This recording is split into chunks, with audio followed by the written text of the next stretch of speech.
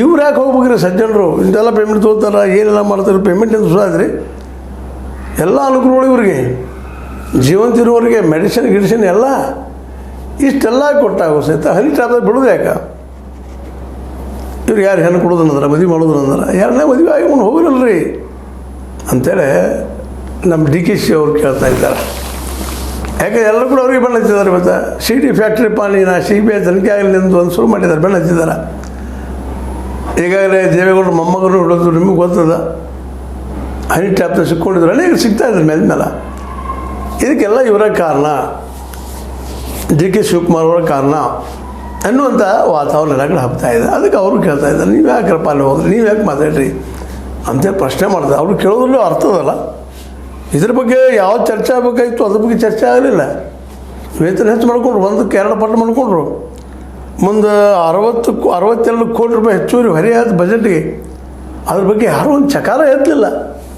ಇದೇ ಅನ್ನೋದು ನಮ್ಮಲ್ಲಿ ಒಂದು ಗಾಂಧಿ ಮಾತೈತಿ, ನಾ ಮಾಡಿದ್ರೆ ಪ್ರೀತಿ ತಾಜ್ ಮಹಲ, ಇನ್ನೊಬ್ಬ ಮಾಡಿದ್ರೆ ಹಾದ್ರ ಕೆಟ್ಟತನ ಅಂತ. ಈ ರೀತಿ ತಮ್ಮ ಆಗಲೇ 62 ಕೋಟಿ ರೂಪಾಯಿ ಪ್ರತಿ ವರ್ಷ ಕೊಡೋದು ಒಂದು ಹೆಚ್ಚುವರಿ ಇದು.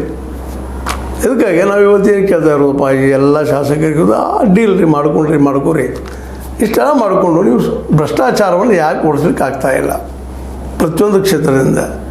ಈ ನೋಡಿ KPSC ಭ್ರಷ್ಟ ಕಾರಣ ನೀವು ರಾಜಕಾರಣಿಗಳನ್ನ ಜೊತೆಗೆ ಅಧಿಕಾರಶಾಹಿ ಜನನ. ಯಾಕಂದರೆ ಇವ್ರು ನಿಮ್ಮನ್ನ ಯಾರು ಕೇಳೋರು ಇಲ್ಲಲ್ಲ.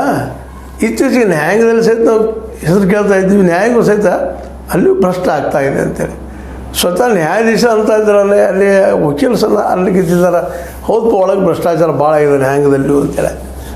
ಹಿಂಗಿದ್ದಾಗ ಇವುಗಳನ್ನು ಓಡಿಸೋದಕ್ಕಾಗಿ ನೀವು ಏನು ಮಾಡ್ತಾಯಿದ್ದೀರಿ? ಕಾನೂನೇನೋ ಮಾಡ್ತಾಯಿದ್ರಿ, ಕಾನೂನು ಅಡಾಪ್ಟ್ ಮಾಡೋಕ್ಕೆ ಕೊಡ್ತಾನೆ ಇಲ್ಲಲ್ಲ. ಯಾಕಂದ್ರೆ ಕಾನೂನು ಅದರ ಪ್ರಜೆಗೆ ಅದು ಪಾಪ ಆರಾಮ ಇಟ್ಬಿಟ್ಟದ. ಯಾರು ಬೇಕಾಗ್ತಾರೋ ಅವ್ರು ಒಳ್ಳೆಯದಾಗಿ ಹೇಳುವಂಥದ್ದು, ಬೇಡದವರಿಗೆ ಕೈಯಾಗಿ ಹೇಳುವಂಥದ್ದು ಇದೆಲ್ಲ ನಡೀತಾ ಇದ್ದೆ. ಒಂದು ಭ್ರಷ್ಟಾಚಾರ KPSC ಕಾರಣ ಈ ರಾಜಕಾರಣಿಗಳು ಜೊತೆಗೆ ಅಧಿಕಾರಶಾಹಿಗಳು.